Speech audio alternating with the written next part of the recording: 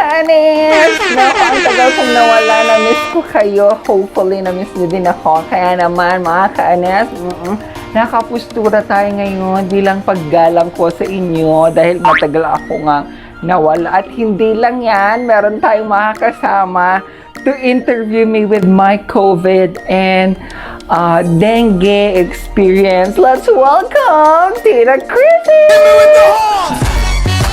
Hello, everybody!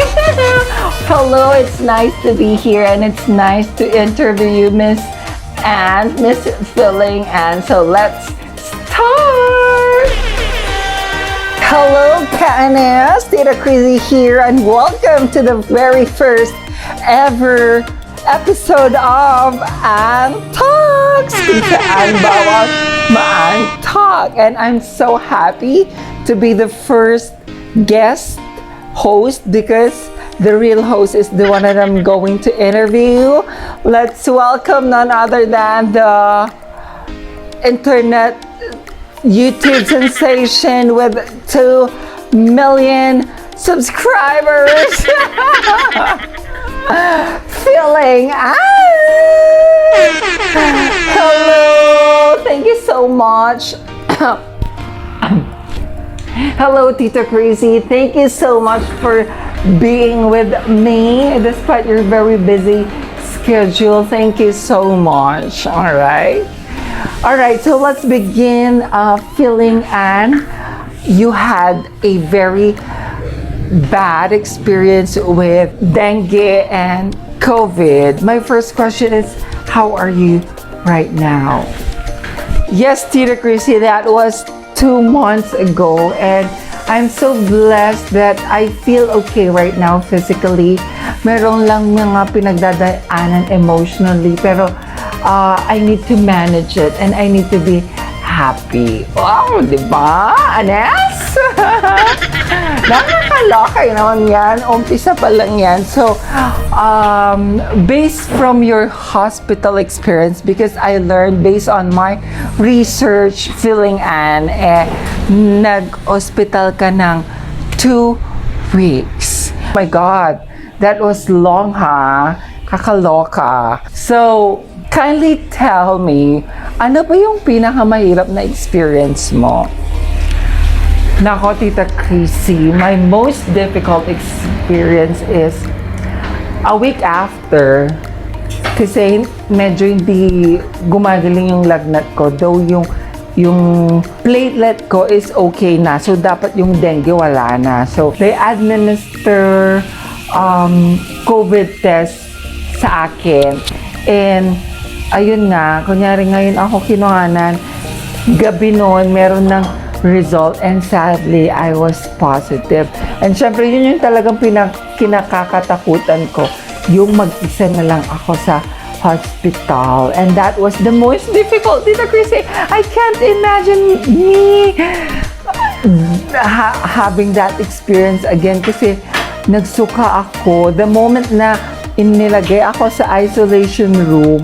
Nagsuka ako agad, and ang kalat kasi wala nang magsasalo, wala na si Mama and si Feeling Dennis na sumasalo or nagbibigay sa akin ng plastic. So that was the most difficult experience. Ano pa ba? Also, yung not knowing what to do, Tita Chrissy, hindi ko alam ka talaga kung bakit ako suka ng suka, as in, pagkain ko, suka,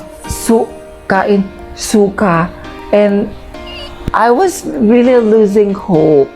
Sabi ko nga I think I'm gonna die kasi hindi talaga ako kumakain, Tita Chrissy. So, ayun. Isa yun sa mga difficult talaga. Kasi yung sa akin is more on the gastro and not sa lungs daw. Okay? Alright. Oh, that's sad. I'm sorry. Medyo pinapakalma lang natin ang mga bagay-bagay. Tinatawanan na lang natin ang mga experience na yan, di ba? Feeling Anne, kasi you are very okay now. Okay? So my second question to you is, meron kaming mga nakuhang video. And tell us, ano bang pinagagawa mo dito sa mga videos na to? Okay? Tignan natin. So, Tita Chris, I think this was my 3rd or 4th day in the hospital and bagong ligo ako niyan, kaya feeling maganda, diba? Tapos, syempre, nagpatugtog si Feeling Dennis ng pang-pageant. Alam niyang mahilig akong romampa, ganyan. Diba? Nagmamaganda. Pero ang makikita ninyo, medyo ang tagal kong kumilos kasi ang sakit ng ulo ko dyan. Bawat paggagalaw ako, masakit. Ayan. Makikita niyo sa video na ayan, ito yung part na super sakit ng ulo ko. Diba? Pero change pa rin ng mukha. Mga kaanes, laban kung laban. The show must go on, mga kaanes. Diba? Let's proceed now to the second video. Ito naman yung sinasalinan ka na ng platelet. Tita Crazy, I think this was my 2nd day. Sinasalinan ako ng platelet kasi masyado nang mababa. Nasa 9 na lang. And I was really grateful kasi parang isang barangay yung gustong magbigay ng dugo for me, and nakakataba yun ng puso. Pero tignan niyo, hirap na hirap pa ako dyan. And so matamlay pa. Tita Chrissy, nakakaloka. I don't want that to happen again to me. And of course, the last one is yung palabas ka na ng hospital. Yung umiikot-ikot ka na, no? So, Tita Crazy, this was my last day in the isolation room. Ayan, ang dami nakasagsak sa akin na mga gamot. Yan yung ako nagbalot niyan, Tita Crazy. TV nila, medyo malabo pero pwede na. Ang kanilang bintana, diba? Perfect. Merong garbage bag. Nakakaloka. Yan, kay mga bagahe, ang kanilang CR. Grateful ako at meron pa rin akong natuluyan. Yeah, now, Miss Feeling Anne, right now, ano naman ang natutunan mo from this very sad experience?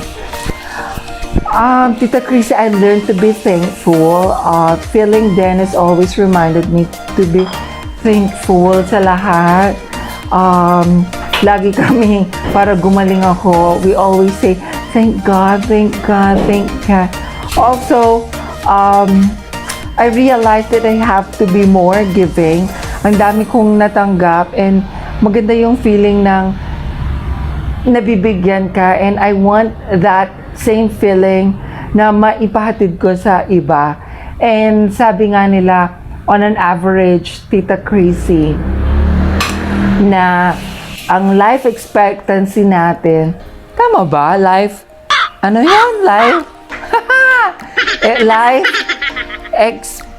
expectancy ba yun tayo? Yeah, life expectancy natin is 70 years old. Kaya naman, I'm 33 now. So, I guess, my God, nakalahati ko. Malapit na ako sa kalahati. Diba? So, I think I need to be more giving. Kasi hindi ko naman madadala yan sa langit. Mga konting pera natin, hindi natin madadala sa langit.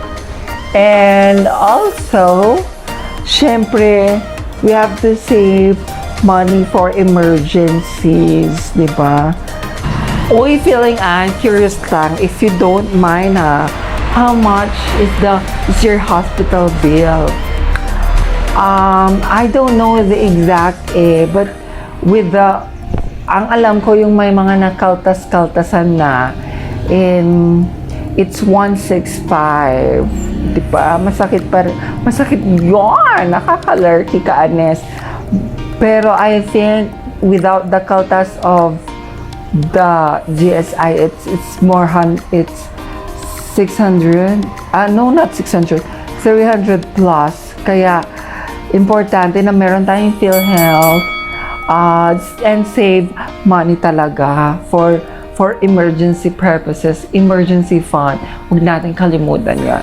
Alright, so let's end this feeling and with you. Alam ko madami kang gustong pasalamatan. So, pasalamatan muna sila. Oo nga, Tita Chrissy, nako, ang haba-haba ng listahan ko. But I'll take this time to really thank the people who helped me. Damang-dama ko ang pagtulong nila. So, of course, una, kay Papa God, thank you so much for giving me this second life. Dito tayo para maganda ang camera. Yan. Second life, and I'm happy na na-survive ko itong pagsubok na binigay mo. Of course, nagbantay sa akin sa hospital, si Feeling Dennis, Dean, or Tatay, I really felt his care to me. And of course, siyempre, kay Mama, extra effort nila. Medyo napagod si Feeling Dennis after 3 days, or 4 days ata. And then, Mama took over kasi parang na-anxiety na si Feeling Dennis and hindi siya nakakatulog.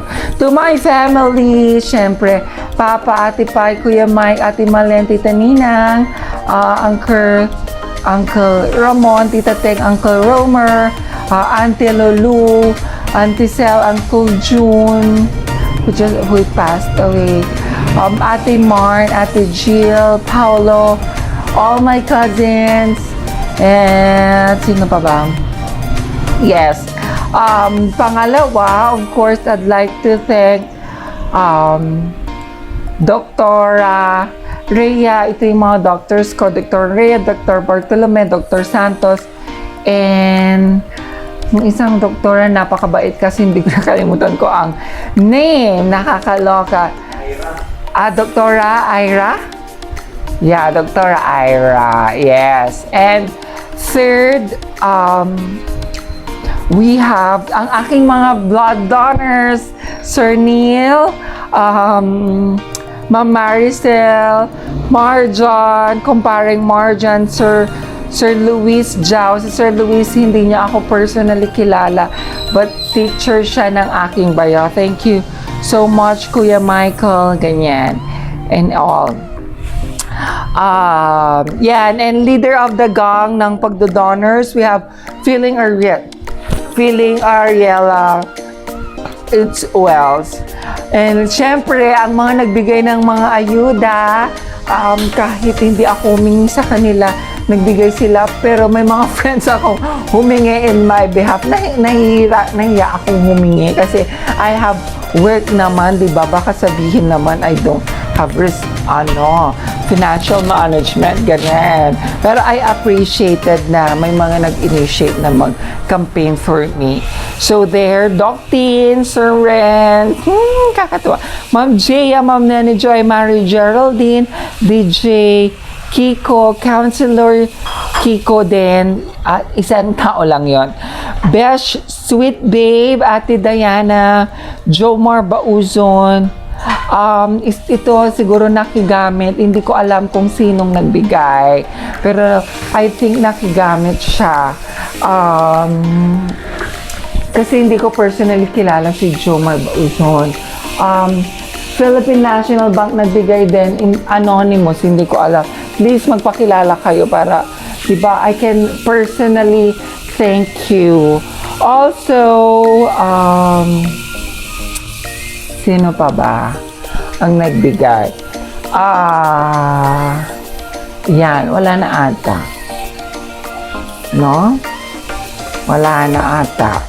Yes, and fifth, ang mga nagbigay ayuda ng mga food and everything. We have, syempre, Feeling Ariela, Dudang Kitli, Mama Alawi, and Ma'am Joyce, aka Feeling G,